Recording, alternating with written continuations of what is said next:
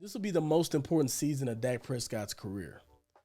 Mainly because I think Cowboys Nation is losing faith in him, quite frankly. I'm a part of Cowboys Nation too. It's no secret that I'm a Cowboys fan.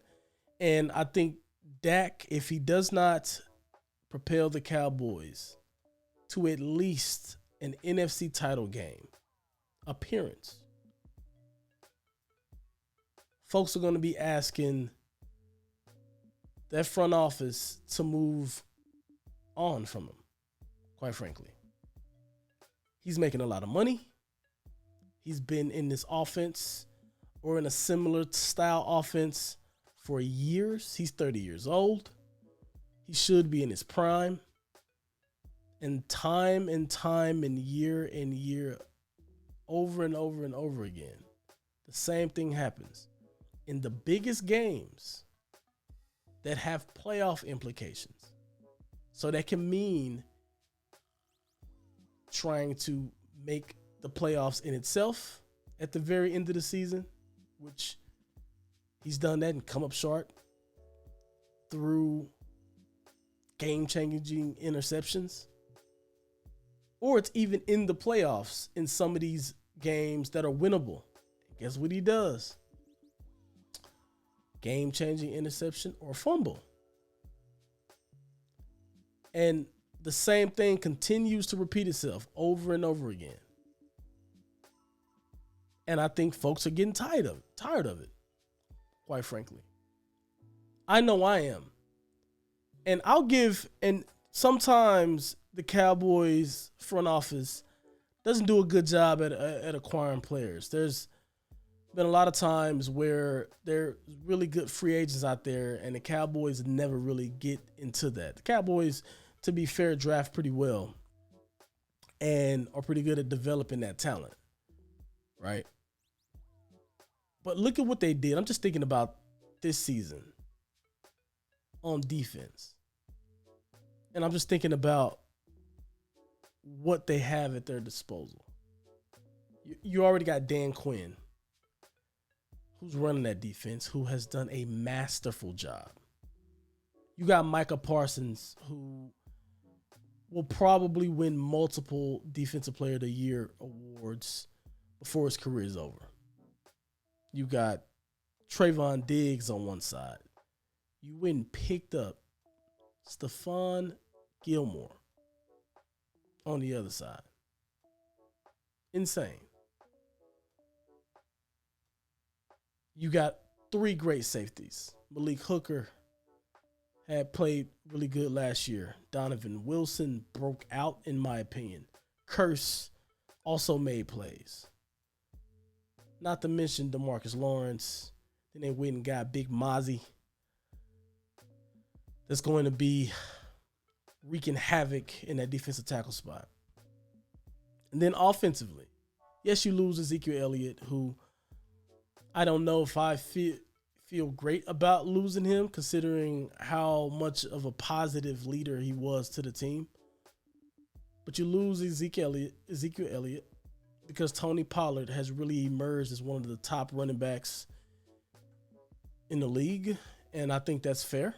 He's very versatile, but I think we got to figure out what things are going to look like with him being the number one guy. And now defenses are going to be game planning around putting the muzzle on him, right? You got CeeDee Lamb, and then they went and got Brandon Cooks, which I think is a pretty good move. Brandon Cooks is a solid receiver.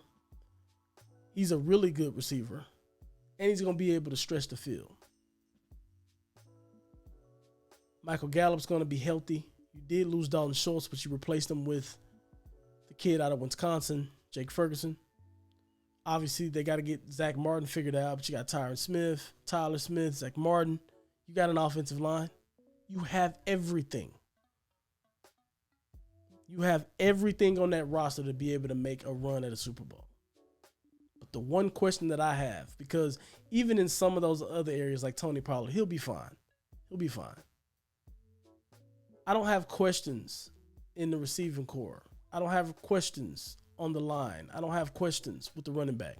I can draw a reasonable conclusion as to how they're going to perform, which is probably going to be good because receivers just need the ball. They're going to catch it. They're going to do their thing. Running back, same thing. They get the ball in space. They're going to do their thing. So on and so forth. Then that defense. But Dak Prescott in big games has come up so small that you even question if he's even capable of putting together a run. Because even in some of even in the 2 playoff wins that he does have, he didn't play perfect. He didn't play perfect.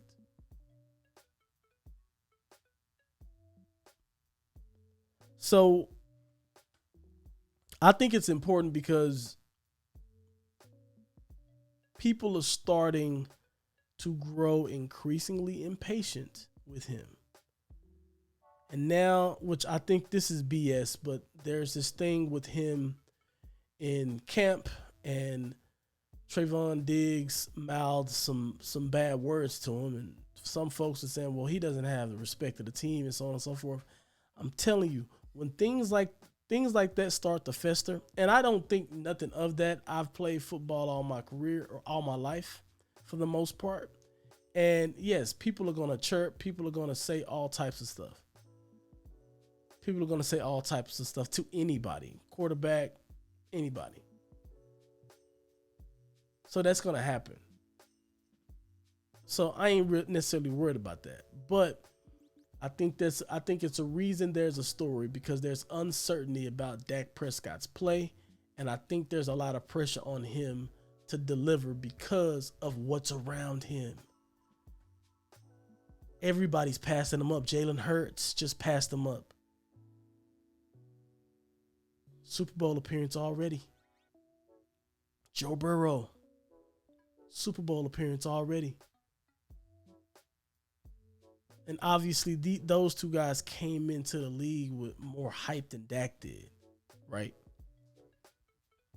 But, I mean, it's the NFL. Guys come in who get picked in the top 10 and don't pan out. But the guys who get an opportunity to really, really show themselves, and they actually show positive play, like Dak did whenever he first took over, he seemed like he's peaked earlier than these other guys.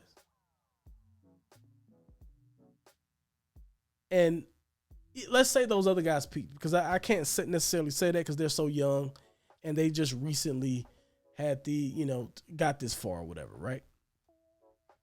But they got that far. And they got that far with them being the catalyst on the offense to propel their teams forward to win pivotal games. Joe Burrow put on some performances. Jalen Hurts put on some performances. And I'm not an Eagles fan, but I'd be fool to look at Jalen Hurts and say that dude is nothing short of spectacular. He's going to be around for a long time. A long time. Right in that division, playing Dak Prescott 2 times a year. It's time to put up or shut up if you're Prescott. Period.